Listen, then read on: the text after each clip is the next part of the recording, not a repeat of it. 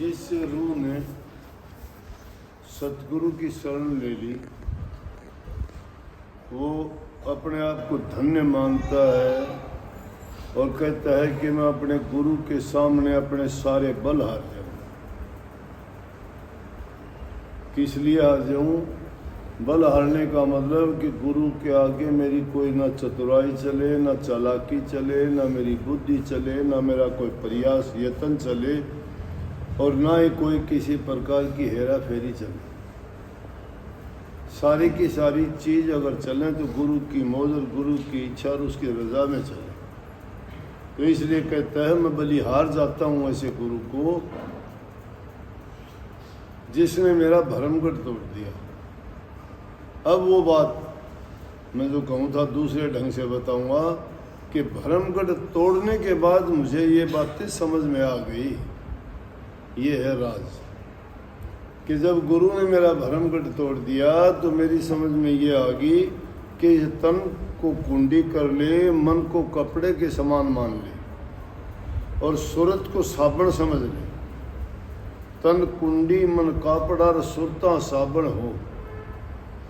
जो जन्म जन्म के इस पे दाग लगे थे उनको धोने के लिए इसको शरीर को बंधन में रखो, शरीर को इस कपड़े की भांति उज्ज्वल रखो। इस पर जो दाग लगे थे उनको तो धो डालो, नए दाग ना पड़ने।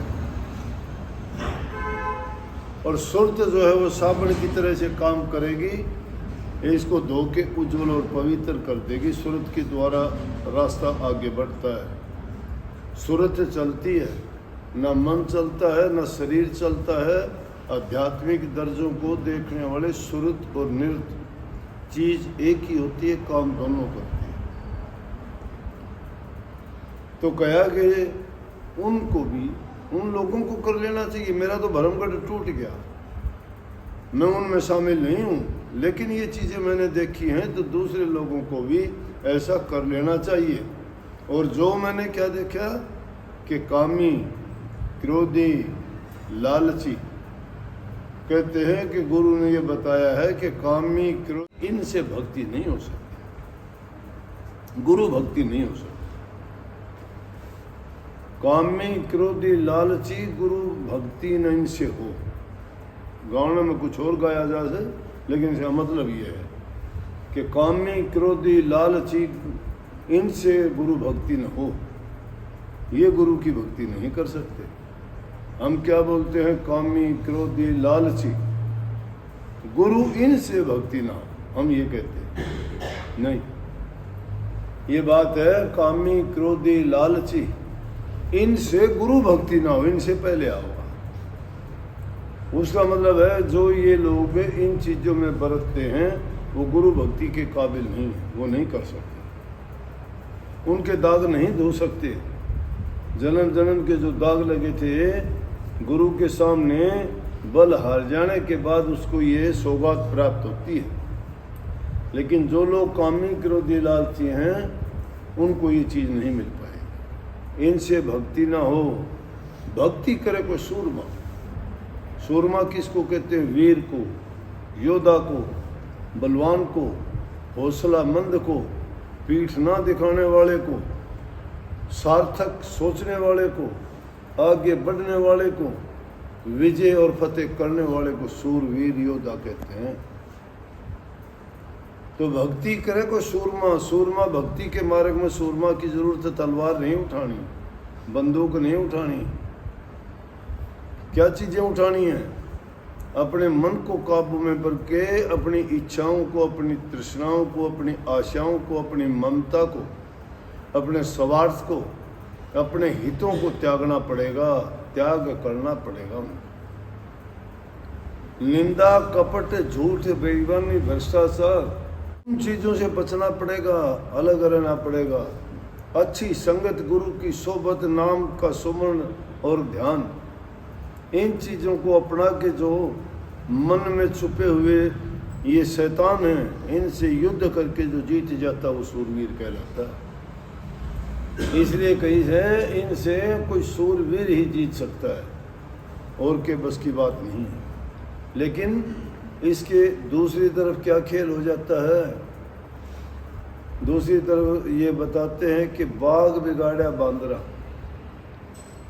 और सभा बिगाड़ी कूर, भक्ति बिगाड़ी लालची, केसर कर दी दूर। ये एक दिन मैंने पहले भी बताया था कि बाग बिगाड़ने का मतलब है कितना भी सुंदर बाग हो, ना समझ बंदर अगर उसमें प्रवेश कर जाएगा, उसको नहीं पता फूलों से फल बनेंगे, कच्चे फल हैं तो उसको नहीं पता ये फल पकेंगे, टहनियाँ हैं उसको नहीं पता ये बड़ी शाखाएं हो के फल देने वाली होंगी, इसलिए शाखाओं को तोड़ देगा, फूलों को बर्बाद कर देगा, फलों को तोड़ देगा। और उनको तोड़ देगा तो बर्बादी कर दी ना पेड़ की, जो फल उन पे आने चाहिए थे वो नहीं आए। तो जो उन बंदरों के स्वभाव जैसे लोग हैं, बंदरों का काम नहीं है, वो तो जानवर है उसमें समझ नहीं है, लेकिन कुछ लोगों का स्वभाव उन बंदरों की तरह से है।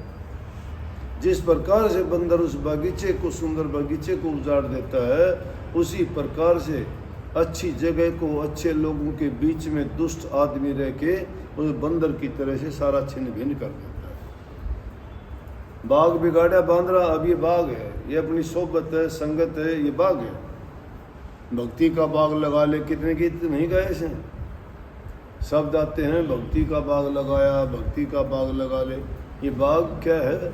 ये भक्ति का बाग है। इसमें अगर दुष्ट रूपी बंदर प्रवेश कर जाएगा तो इसको तहस नहस कर देगा कि नहीं कर देगा? कहीं है बाग बिगाड़ा बांदर, सभा बिगाड़ी कूर। वो ऐसा इंसान होता है जिस प्रकार से अच्छी सभा हो कोई लोगों की, किसी विशेष काम के लिए कोई जन समूह इकट्ठा हुआ हो, जिसको कोई अच्छे काम का या जो भी फैसला लेना हो, और उसमें कोई नीच प्रवृत्ति का आदमी प्रवेश कर जाए, और उसमें प्रवेश करेगा तो क्या करेगा? उस सभा को बिगाड़ देगा, उल्टा सीधा बोल देगा, सुधरते हुए काम को बिगाड़ देगा, किसी भी फैसला करने से पहले वो गलत काम कर देगा, जिसके कारण वो सभा छिन्न भिन्न हो जाएगी, जो काम होना चाहिए था वो नहीं हो। इसलिए कही बाग बिगाड़ा बांदर, सभा बिगाड़ी कूर, भक्ति बिगाड़ी लालची। लालची आदमी भक्ति नहीं कर सकता, लालची आदमी भक्ति नहीं कर सकता। लालच बहुत बुरी है, बला है।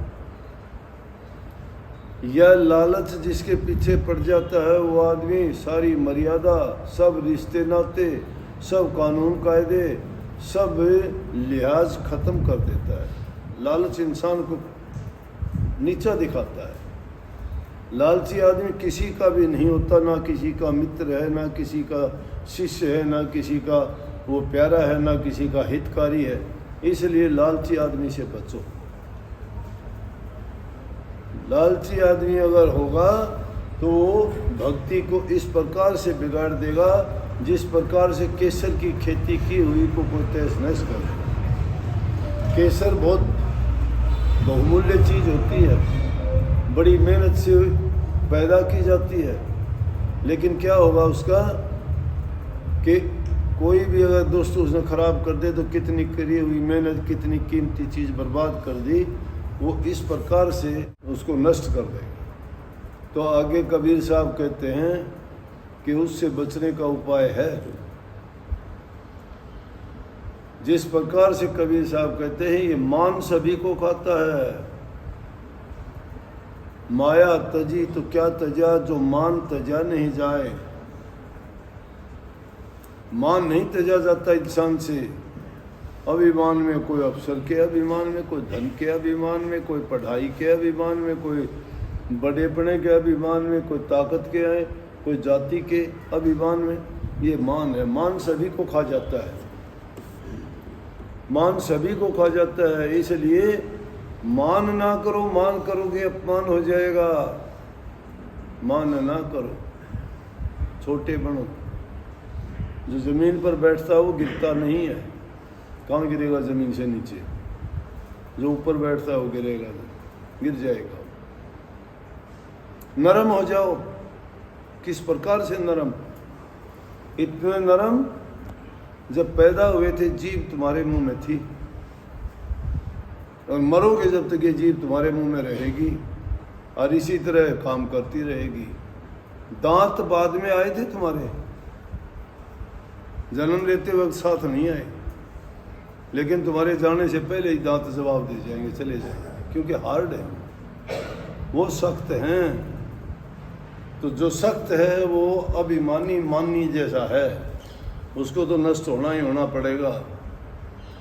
जो नरम है जीव्या, इंसान का जब मृत्यु आएगी तो ही वो मरेगी, नहीं तो वो जिंदा रहेगी उसी साथ। इसलिए कबीर साहब कहते हैं कि ज्ञान को रूपी कुहाड़ा, समझ का कुहाड़ा, कुहाड़ा काटने वाली चीज़ को कहते हैं। हमें क्या चीज़ काटनी है? इन बीमारियों को काटना है, ना कोई पेट काटना, ना कोई और चीज़ काटने की, कोई लकड़ी काटनी, ना कोई और किसी काम में लेने। तो ज्ञान रूपी कुल्हाड़े से कुबद रूपी जो वासनाएं हमारे मन के अंदर हैं उनको काटना है, वो अपने मान को मार के। कबीरा मानगढ़ जीती चारों खान, अगर ऐसा तुम कर जाते हो तो चारों खान जीत जाते हो। चार खान है, अंडे से पैदा होने वाले, जेर से पैदा होने वाले, झिल्ली से, मिट्टी से पैदा, पसीने से पैदा होने वाले। चार खान में 84 लाख प्रकार के जीव हैं। कहते हैं कि अगर ऐसा करोगे तो चारों खान जीत जाओगे और तुम्हारा उद्धार और कल्याण होगा। राधा